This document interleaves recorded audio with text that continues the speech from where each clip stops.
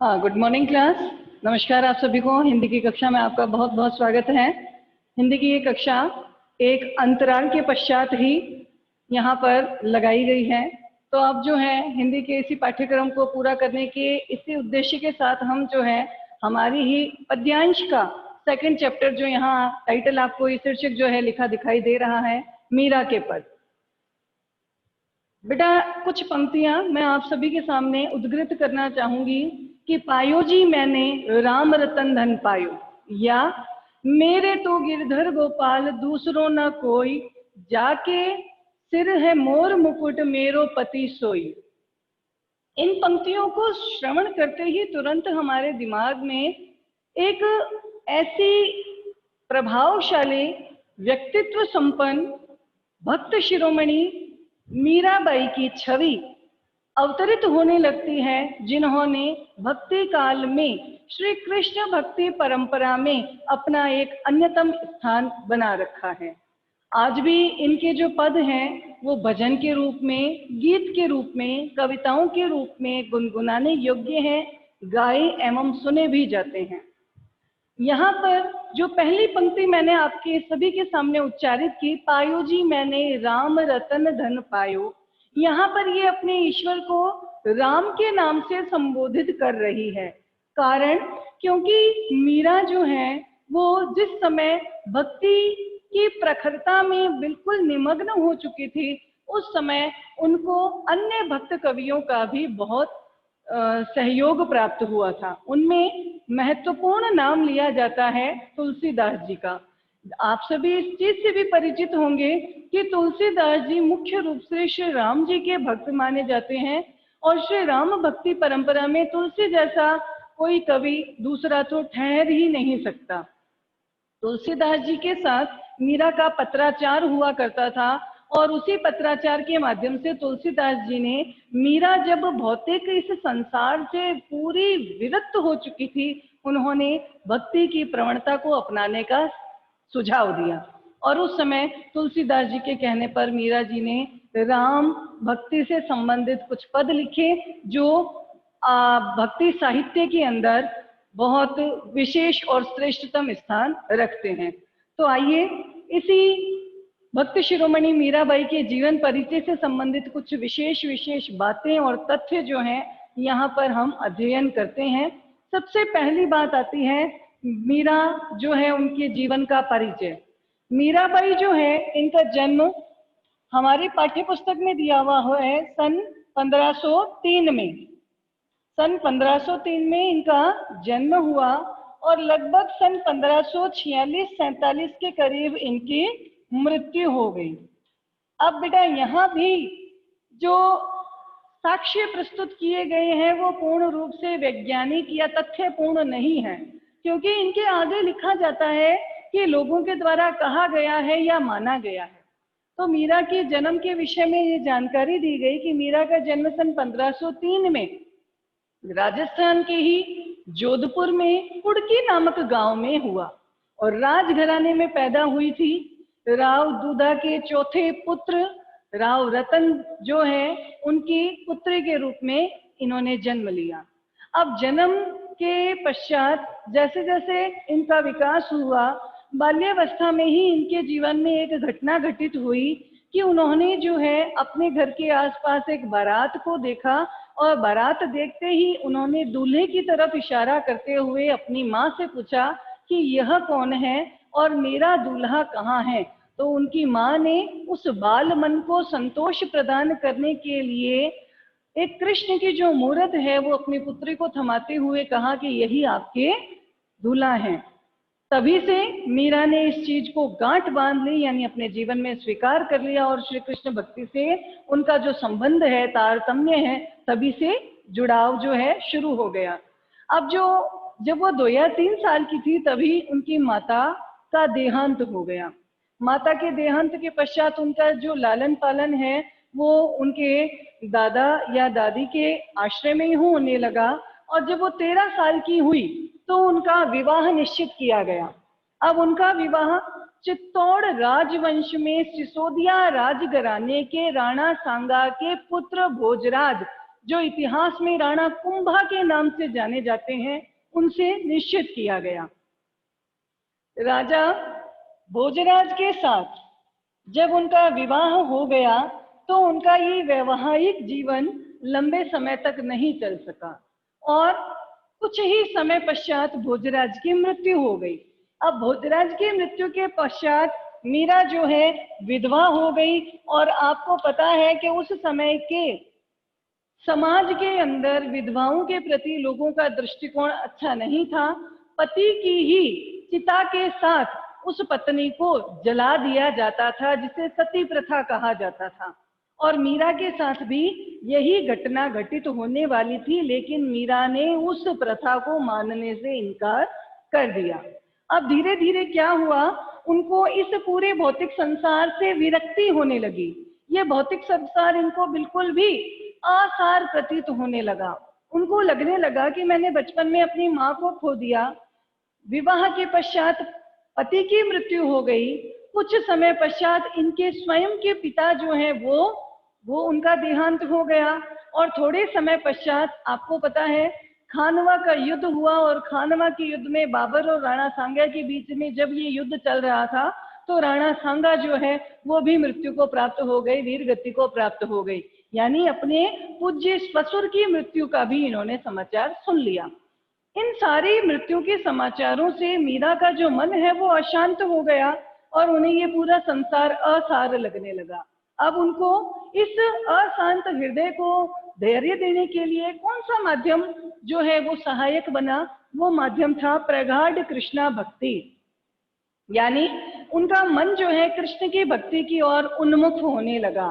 कृष्ण भक्ति के बीज तो आरोपित बाल्यकाल में ही हो चुके थे, लेकिन वो प्रगाढ़ रूप में यानी बहुत सशक्तिपूर्ण रूप से उस समय उनके मन में स्थान पाने लगे जब वो वैधव्य का सामना कर रही थी और उनके अशांत मन को शांति देने का कृष्ण भक्ति का ही एक मार्ग जो है वही सर्वश्रेष्ठ उपाय रह गया था। अब जो है कृष्ण भक्ति के लिए मीरा राजघराने से संबंधित थी और राजघराने में ही उनका विवाह हुआ था। राजघराने की बहू होने के नाते उनको अपने घर की पूरी परिपाटी को निभाना जरूरी था, लेकिन मीरा ने उन परिपाटियों को मानने से इनकार कर दिया। अब जो है प्रगाढ़ भक्ति भावना से परिपूर्ण होकर मीरा जो है संतों में बैठने लगी, संतों के साथ कृष्ण भक्ति के गीत गाने लगी, नृत्य करने लगी। ये सारी बातें राजघराने की कुल परंपरा से बिल्कुल पृथक थी। तो राजघराने के ही कुछ लोग, जिनमें राणा सांगा के बड़े पुत्र ज्येष्ठ पुत्र विक्रम सिंह जो है वो राणा जी के नाम से जाने जाते हैं इतिहास में, और उन्होंने मीरा को मृत्यु देने के लिए कई कई षड्यंत्र रचे। सुना होगा कि मीरा के बारे में कहा जाता है कि राणा जी ने उनको विष प्याला भेजा था मृत्यु देने के लिए, लेकिन कृष्ण की मूर्त के सम्मुख उसी विष प्याले को कृष्ण का प्रसाद या चरणामृत मान करके मीरा ने जब उसका पान किया तो वो विष भी अमृत में परिणित हो गया। इस तरह से मीरा को जीवन दान मिला। धीरे धीरे पूरे आसपास में ये चर्चा होने लगी कि ये कोई सामान्य नारी नहीं है। अब जो है मीरा अपने उसी राजघराने यानी चित्तौड़ में बड़ी परेशानियों का और दुखों का सामना करने लगी, तो मीरा ने इस राजघराने को ठुकराने का निश्चय किया। अब वो राजघराने को ठुकरा कर चित्तौड़ यानी राजस्थान से गमन करती हुई गुजरात, फिर वहां से सीधी ब्रज प्रदेश वृंदावन पहुंची। अब वहां वृंदावन में वो कृष्ण भक्ति में अपना मन लगाने लगी, कृष्ण भक्ति में ही तल्लीन होकर के उनके पदों का गान, उनके पदों का निर्माण आदि कार्य करने लगी। संतों के बीच में उठती बैठती और कृष्ण की भक्ति से संबंधित ही चर्चाओं में मन लगाने लगी। आगे आते आते फिर बात आती है उनकी भाषा की। तो मीरा की भाषा जो है राजस्थान प्रदेश से संबंधित होने के कारण उनकी भाषा एक तो राजस्थानी थी ही, राजस्थानी के साथ साथ वो जब गुजरात से आगे ब्रज प्रदेश गई तो वहां ब्रज भाषा के साथ साथ उनकी भाषा में गुजराती का पुट भी दिखाई देता है। यानी मीरा की भाषा के विषय में अगर प्रश्न पूछा जाए तो हम कह सकते हैं कि राजस्थानी मिश्रित गुजराती और ब्रज भाषा जो है उनके शब्द उनकी भाषा में विशेष रूप से दृश्यगत होते हैं। अब जो है आपको पता है कि हमारी भारतीय संस्कृति में ये मान्यता है कि किसी भी कार्य को करने के लिए गुरु का जो आश्रय है वो लेना आवश्यक है। तो मीराबाई के आध्यात्मिक गुरु कौन थे, जिन्हें आपने कक्षा 9 में पढ़ा है पद्यांश का पहला, जिसका शीर्षक दिया गया पद, वो थे रैदास। तो मीरा के आध्यात्मिक गुरु थे रैदास, और रैदास के साथ आध्यात्मिक चर्चाओं में हिस्सेदारी निभाते हुए मीरा ने कृष्ण भक्ति में मन लगाया। कृष्ण जी के जितने भी भक्त कवि थे उनको अष्टछाप कवि कहा जाता है। इनमें नाम लिया जाता है सूरदास, रैदास, परमानंद दास, कुंभन दास, आभादास, चित्त स्वामी, चैतन्य स्वामी आदि ऐसे कई थे। इन्हीं में एक नाम शामिल किया गया मीराबाई का भी। मीराबाई भी कृष्ण भक्त कवियों और कवियत्रों में एक विशेष स्थान प्राप्त करने लगी। अब जो है उन्होंने प्रस्थान कर लिया, राजस्थान से वो ब्रज प्रदेश गई, ब्रज से द्वारका गई, और द्वारका में ही कहा जाता है, माना जाता है, बेटा शब्दों पे ध्यान दीजिएगा, साक्ष्य यानी वैज्ञानिक प्रमाण नहीं है, कहा जाता है कि कृष्ण की मूर्त के आगे ही नृत्य करते हुए, भजन करते हुए श्री कृष्ण की मूर्ति में ही मीरा का शरीर जो है वो विलीन हो गया, और मीरा जो है वहां पर मृत्यु को प्राप्त हो गई। यानी इसके मृत्यु का समय दिया गया है 1546 या 47 के आसपास। तो लगभग 16वीं शताब्दी के पास के इस समय में जो भक्ति आंदोलन हमारे भारत में छाया हुआ था, उसमें एक महान और प्रखर कवित्री का नाम लिया जाता है, वो थी मीराबाई। अब मीराबाई की रचनाएं किन नामों से जानी जाती हैं? मीराबाई राजस्थान प्रदेश से संबंधित थी, इसलिए वैसे तो इनके मुख्य रूप से रचनाओं को मीरा के पद के नाम से जाना जाता है। और आपने सुना हुआ होगा नरसी जीरो मायरो, ये भी इनकी एक महत्वपूर्ण रचना है। और एक और रचना का नाम लिया जाता है जिसे नाम दिया गया गीत गोविंदरी टीका। गीत गोविंदरी टीका, टीकाएं यानी पद, संस्कृत शब्द है यहाँ पे। तो यहाँ पर ये मुख्य रूप से 2 या 3 रचनाओं के नाम हैं। आपकी पाठ्य पुस्तक में रचनाओं के नाम नहीं दिए गए हैं, तो ये जो यहाँ पर परिचय दिया जा रहा है विशेष रूप से ध्यान दें और नोट करते चलें। अब इसका यहाँ तक का सारा जीवन परिचय दोबारा से दोहरान दिया जा रहा है कि राजस्थान के जोधपुर के कुड़की नामक गांव में 1503 में राजपूत खानदान में जन्मी थी मीराबाई। 2 या 3 वर्ष की जब वो थी तो उनकी जो माता है उनकी मृत्यु हो गई। 13 वर्ष की अवस्था में उनका विवाह चित्तौड़ के जो राजा हैं राणा सांगा, उनके जो पुत्र हैं राणा भोजराज, जो राणा कुंभा के नाम से जाने गए इतिहास में, उनके साथ कर दिया गया। लेकिन विधि को भी ये रास नहीं आया और पति की मृत्यु हो गई और मीरा विधवा हो गई। इसी वैधव्य काल को मीरा ने अनेक कष्टों के साथ सहन किया, लेकिन उसे धीरे धीरे इस संसार से विरक्ति होने लगी, क्योंकि माँ की मृत्यु को उसने देखा, पति को भी मौत के मुंह में गमन करते हुए उसने देख लिया, पिता को भी मृत्यु का ग्रास बनते हुए देखा, और ससुर की भी मौत का समाचार सुना। इन सारे समाचारों से वो भौतिक संसार से विरक्ति पा चुकी थी। अब उसके अशांत मन को शांति देने के लिए कृष्ण भक्ति जो है वो एक सर्वोत्तम उपाय था। इसी कृष्ण भक्ति में रहते हुए वो श्री कृष्ण की भक्ति करने लगी, यानी साधु संतों में बैठ करके और श्री कृष्ण की रचनाएं और उनके पद, उनके गीत गाना, उनके आगे नृत्य करना, इस तरह की क्रियाकलाप करने लगी। अब यहाँ पर मेन जो पॉइंट दिया गया है वो स्वरूप। यहाँ कहा जाता है कि मीरा जो है वैसे राजस्थान प्रदेश से संबंधित थी, तो उनकी भाषा राजस्थानी थी, लेकिन साथ साथ में ब्रज प्रदेश गई और गुजरात भी गई, तो गुजराती के साथ साथ वृंदावन की ब्रज भाषा भी उनके साहित्य लेखन का माध्यम बनी। उन्हें एक विशिष्ट कृष्ण भक्त कवि रैदास जो है गुरु के रूप में प्राप्त हुए, यानी रैदास की प्रेरणा से मीरा ने कृष्ण भक्ति की ओर गमन किया। मीरा जो है राजस्थान से आगे की ओर बढ़ती हुई जब वृंदावन गई, वहां से द्वारका गई, और द्वारका में ही वो जो 1546 और 47 ईस्वी के आसपास जो है वो कृष्ण भक्ति में इतनी तल्लीन हो चुकी थी कि कृष्ण की मूर्त में ही समा गई। यहाँ इनकी रचनाओं के नाम दिए गए हैं। मुख्य रूप से तो मीरा की रचनाएं, मीरा के पद, गीत गोविंदरी टीका और नरसी जीरो मायरो, ये इनकी रचनाएं हैं। अब बात आती है, जब भी हम पद्य या काव्यांश का अध्ययन करते हैं तो विशेष के कुछ महत्वपूर्ण बिंदु दिए जाते हैं। इन्हीं विशेष के महत्वपूर्ण बिंदुओं में सबसे पहला बिंदु यहाँ पर दिखाया गया है अलंकार। आपको पता है किसी भी कविता की शोभा बढ़ाने के लिए कुछ सामान्य तत्व हैं जो अलंकारों के नाम से जाने जाते हैं, और इन अलंकारों में मुख्य रूप से जो मीरा के पदों में शामिल है वो है अनुप्रास अलंकार। अनुप्रास अलंकार के साथ साथ यहाँ पर उन मीरा ने अपनी तुलना प्रस्तुत की है श्री कृष्ण के अन्य कवियों के साथ, अन्य भक्तों के साथ, तो वो यहाँ उपमा अलंकार भी हमें दर्शन होते हैं। साथ में उन्होंने अपनी बात को उदाहरण के साथ साबित किया है। तो यहाँ पर हम लिख सकते हैं दृष्टांत अलंकार, ऐसा अलंकार जो उदाहरण के साथ अपनी बात को कवि साबित करे। कहीं कहीं पर उन्होंने एक शब्द को पुनः उक्त किया है, तो यहाँ पर पुनरुक्ति प्रकाश अलंकार के भी यहाँ दर्शन होते हैं। तो ये अलंकार मीरा के पदों में महत्वपूर्ण रूप से अपना स्थान रखते हैं। अब बात आती है छंद की। जैसा कि हमने कबीर का पाठ पढ़ा तो उसमें 2 पंक्तियों में उन्होंने अपनी बात को इजहार कर दिया, तो वो कहलाया दोहा। लेकिन यहाँ मीरा ने 4 पंक्तियां जो है वो लिखी, 4 पंक्तियों को जोड़ते हुए एक बहुत बड़ा पद तैयार किया। तो यहाँ पर छंद के रूप में मीरा ने जिस तरीके को अपनाया वो कहलाया पद, यानी मीरा के पद। मीरा की भाषा यहाँ पर दी गई है राजस्थानी मिश्रित गुजराती और ब्रज भाषा। इसके अलावा मीरा की भाषा में पंजाबी, मारवाड़ी, अवधी फारसी के शब्द भी कहीं कहीं दिखाई देते हैं। भाव, अब यहाँ पर आता है श्री कृष्ण के प्रति मीरा का भक्ति भाव क्या था, उसका स्वरूप कैसा था।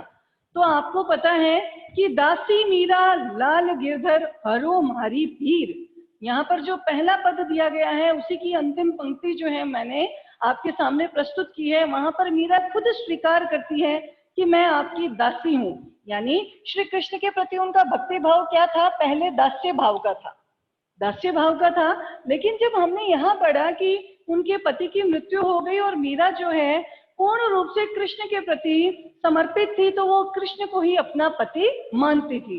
तो आगे आते आते उनकी दास्य भाव की भक्ति जो है वो श्री कृष्ण को पति रूप में मानते हुए माधुर्य भाव में बदल गई, यानी मधुरा भक्ति, इसे माधुर्य भक्ति के नाम से भी जाना गया है। तो मीरा का श्री कृष्ण के प्रति भक्ति भाव का स्वरूप क्या था, पहले मीरा दास्य भाव की भक्ति किया करती थी, लेकिन जब श्री कृष्ण को वो पति के रूप में स्वीकार करने लगी तो वहां उनकी भक्ति का स्वरूप बदल गया, यानी वो माधुर्य भाव की भक्ति हो गई। माधुर्य भाव की भक्ति का मतलब यहाँ ऐसा है कि वो अपने आप को प्रेमिका और श्री कृष्ण को अपना प्रेमी, या अपने आप को पत्नी और श्री कृष्ण को अपना पति स्वीकार करने लगी। अब यहाँ पर आता है भक्ति का स्वरूप। स्वरूप क्या था, कृष्ण। जब नाम ही लिया तो हमारे कल्पनाओं में एक चित्र उभर कर आने लगा, जिन्होंने मोर मुकुट धारण किया है, पीला वस्त्र पहनते हैं, यानी मोर मुकुट पीतांबर सोहे गलवे जंती माला, यही है। और बिंद्रावन में धेनु चरावे मोहन मुरली वाला। इन्हीं पंक्तियों के साथ ही मीरा ने श्री कृष्ण के स्वरूप के बारे में भी हमें विदित कराया है कि श्री कृष्ण का स्वरूप क्या है। तो स्वरूप है उनका सगुण साकार रूप, यानी मीरा ने कैसे कृष्ण की भक्ति की है, वो है सगुण साकार रूप। यानी भक्ति का स्वरूप क्या है, सगुण और साकार है, जिसके अंदर गुण भी है और जिसका कोई आकार भी प्रस्तुत है। तो यहाँ इन सारे मुख्य मुख्य बिंदुओं के माध्यम से मैंने आपके समक्ष मीरा के जीवन परिचय को प्रस्तुत किया है।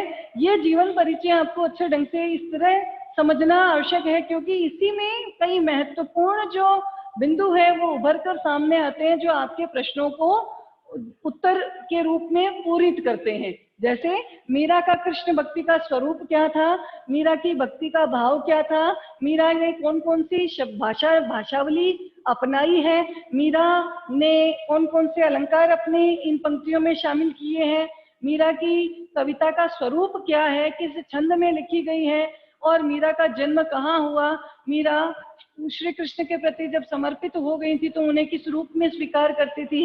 इन सारे महत्व को, मीरा के आध्यात्मिक गुरु कौन थे, ये सारे आपके अति महत्वपूर्ण प्रश्न हैं, और इन सारे प्रश्नों को आप तभी कर पाओगे जब आपने इस तरह का जीवन परिचय पढ़ा है। फिर से मैं आपको कह रही हूँ, आपकी पाठ्य पुस्तक में मीरा की रचनाएं नहीं दी गई है, लेकिन कम से कम 2 रचनाओं का ध्यान हमें रखना आवश्यक है। तो यहाँ पर इन पंक्तियों में यहाँ रचनाएं भी दे दी गई हैं कि नरसिंह जीरो मायरो, गीत गोविंद रीतिका और मीरा के पद, ये सारे जो है मीरा के द्वारा लिखी गई रचनाएं हैं। अब ये महत्वपूर्ण बात यहाँ पर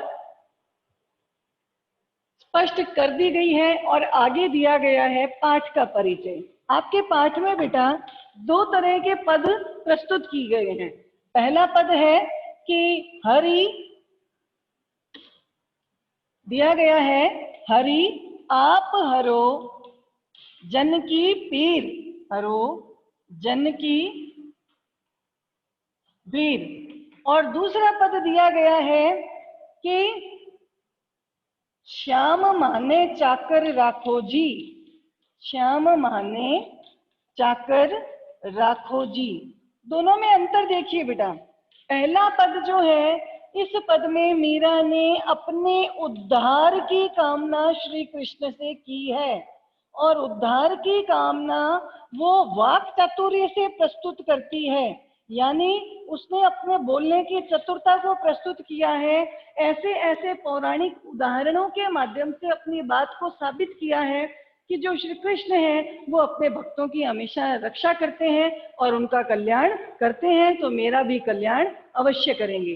तो इसी पद के पश्चात जो दूसरा पद दिया गया है वो कहा गया है, श्याम माने चाकर राखो जी, गिरधारी लाला माने चाकर राखो जी, चाकर रहस्यों बाग लगास्यों नित उठ दर्शन पास्यों जी।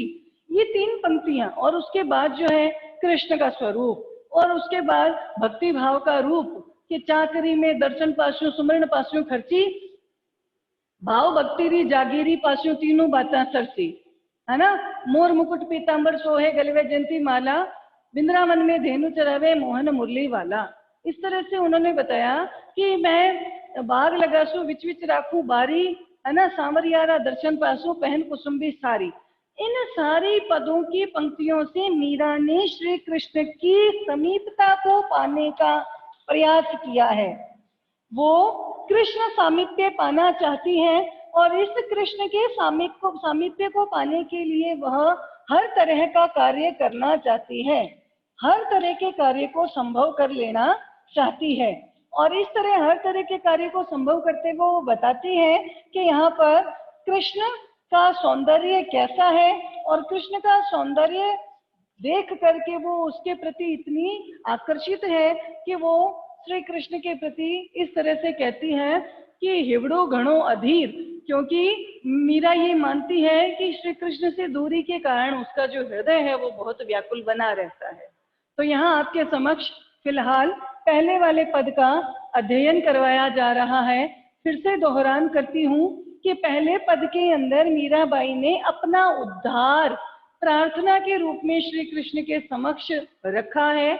वो ये मानती है कि जिस तरह से पौराणिक काल में श्री कृष्ण ने अनेक अपने भक्तों का कल्याण किया है, तो मीरा का कल्याण भी वो अवश्य करेंगे।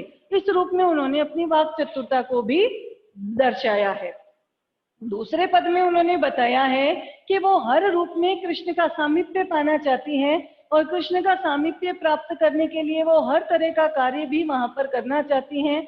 आगे की पंक्तियों में उन्होंने कृष्ण के सौंदर्य को भी हमारे सामने स्पष्ट किया है, और वो ये मानती हैं कि कृष्ण से दूरी के कारण उनका हृदय जो है वो बहुत व्याकुल बना रहता है।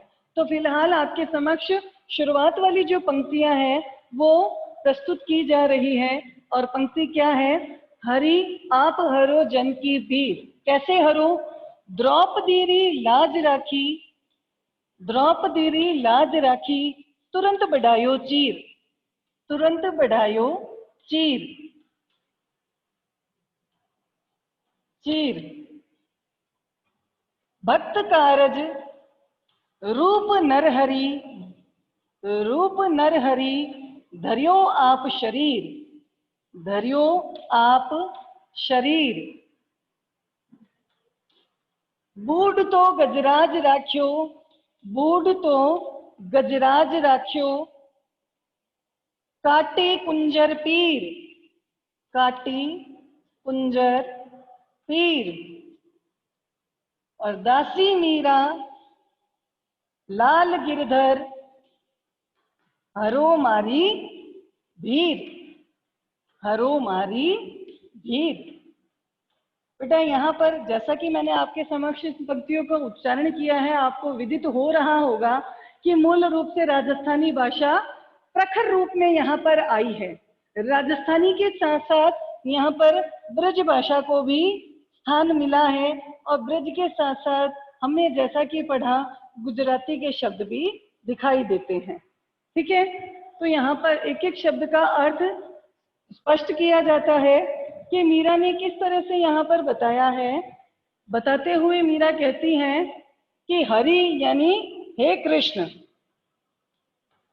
आप यानी आप, हरो यानी दूर करो, जन यानी भक्तों की, लोगों की, पीर यानी कष्ट या पीड़ा। पूरी पंक्ति का अर्थ अपने आप स्पष्ट होता है कि हे कृष्ण, आप अपने भक्तों की पीड़ा को दूर कीजिए। कैसे दूर कीजिए? द्रौपदी री लाज राखी, जिस तरह से आपने बहुत बड़ी भीड़ के अंदर भी द्रौपदी के लाज यानी सम्मान, राखी यानी की रक्षा की। कैसे रक्षा करी? तुरंत यानी उसी समय, बढ़ायो यानी विस्तृत कर दिया, चीर यानी उनका वस्त्र। कि जिस तरह से आपने भीड़ के बीच में द्रौपदी के सम्मान को बचाने के लिए उनके वस्त्र को और ज्यादा विस्तृत कर दिया और उनकी रक्षा की। भक्त कारज, भक्त के लिए, कारज यानी के लिए, रूप यानी रूप, नरहरि यानी नरसिंह का, धर्यो यानी धारण किया, कि आपने एक भक्त की रक्षा के लिए ही नरसिंह का रूप धारण किया। धर्यो आप शरीर, और इस तरह से नरसिंह का शरीर धारण करते हुए आपने अपने भक्त, कौन था वो? प्रहलाद, उसके प्राणों की रक्षा की। बूढ़ तो यानी डूबता हुआ, गजराज यानी हाथियों में श्रेष्ठ। हाथियों में श्रेष्ठ कौन था? ऐरावत हाथी, जो कृष्ण का वो इंद्र का वाहन माना जाता है। यानी गजराज कौन है? हाथियों में श्रेष्ठ। कुंजर यानी हाथी की, पीर यानी पीड़ा को, काटी यानी दूर किया, राख्या यानी उसको रख लिया, उसका जीवन बचा लिया। कि बूढ़ तो यानी डूबता हुआ, गजरात यानी ऐरावत हाथी, उसको भी राख्यो यानी प्राणों की रक्षा करी, काटी यानी दूर करी, कुंजर यानी हाथी की, पीर यानी पीड़ा। इस तरह से आपने हाथी की पीड़ा को भी दूर किया कि जब वो नदी के अंदर डूब रहा था और एक मगरमच्छ उसको खाने का प्रयास कर रहा था, तो आपने वहां प्रकट होकर उसके प्राणों की रक्षा की। इनके पीछे कोई ना कोई छोटा छोटा कथानक कहानी के रूप में, किंवदंती के रूप में कहा जाता है, जिसके बारे में मैं आपको कल विस्तार से बताऊंगी। यहाँ सिर्फ एक बार इसका अनुवाद कर लेते हैं। तो इस तरह से ये उदाहरण प्रस्तुत किए, पहले द्रौपदी का, फिर प्रहलाद का, फिर ऐरावत हाथी का। तो अब मीरा क्या कहती है? दासी मीरा, मीरा कहती है मैं भी आपकी दासी यानी सेविका हूँ। लाल गिरधर, गिरी को धारण करने वाले हे श्री कृष्ण, आप मेरे लाल यानी स्वामी हैं। हरो यानी दूर करो, मारी यानी मेरी, वीर यानी पीड़ा, तो आप मेरी भी पीड़ा या दुख को दूर करने का प्रयास करें, इसके लिए मैं आपसे प्रार्थना करती हूँ। तो यहाँ पर इन 3 पंक्तियों के माध्यम से मीरा ने अपने उद्धार या कल्याण के लिए श्री कृष्ण को पौराणिक उदाहरणों के माध्यम से उकसाया है, ताकि वो मीरा का भी कल्याण करें। दोबारा से देखिए, हरि आप हरो जन की पीर, द्रौपदी री लाज राखी तुरंत बढ़ायो चीर, भक्त कारज रूप नरहरि धर्यो आप शरीर, बूढ़ तो गजराज राख्यो काटी कुंजर पीर, दासी मीरा लाल गिरधर हरो मारी वीर। तो इस तरह से मीरा ने प्रथम पद के अंदर अपने कल्याण या उद्धार की प्रार्थना श्री कृष्ण के सम्मुख प्रस्तुत की है, और वो ये मानती हैं कि श्री कृष्ण जो है उनकी इस प्रार्थना को अवश्य स्वीकार करेंगे। तो इस प्रकार आपको ये जो है पूरा समझ में आ गया होगा। यहाँ पर अब जो है आपको अगली पंक्तियों के पद के माध्यम से थोड़ा इस चीज के बारे में और बताना चाहूंगी कि दूसरा पद है, क्या कहती हैं? श्याम महने चाकर राखो जी। यहाँ श्याम कौन है? श्याम संबोधन लिया गया है श्री कृष्ण के लिए। श्री कृष्ण के लिए श्याम का संबोधन उन्होंने इसलिए लिया है क्योंकि वो कैसे रंग के हैं? सांवले रंग के हैं। अब इसके बारे में अध्ययन करने से पहले मैं आपको इसके बारे में उन 4 महत्वपूर्ण बिंदुओं के बारे में जो है जानकारी देना चाहूंगी। जब हम इन कविताओं का अध्ययन करते हैं, पदों का अध्ययन करते हैं, छंदों को पढ़ते हैं, तो वहां सबसे पहले हम देंगे अलंकार। यहाँ पर अलंकार कौन सा है? अनुप्रास तो आपको पता है अधिकतर कविताओं में शामिल होता ही है। कोई ना कोई वर्ण जो है वो बार बार वहां पर रिपीट किया जाता है, दोहराया जाता है। तो अनुप्रास अलंकार के साथ साथ यहाँ उन्होंने अपनी बात को साबित किया है उदाहरण के साथ। तो कौन सा अलंकार प्रस्तुत है यहाँ पे? दृष्टांत अलंकार। दृष्टांत अलंकार के साथ साथ एक ही शब्द दो बार प्रयुक्त किया गया, तो वो अलंकार है पुनरुक्ति प्रकाश अलंकार। अलंकारों की बात हो गई यहाँ पर। छंद कौन सा है? मीरा के अधिकतर कविताएं जो है पद के रूप में प्रस्तुत हुई है। भाषा कौन सी है?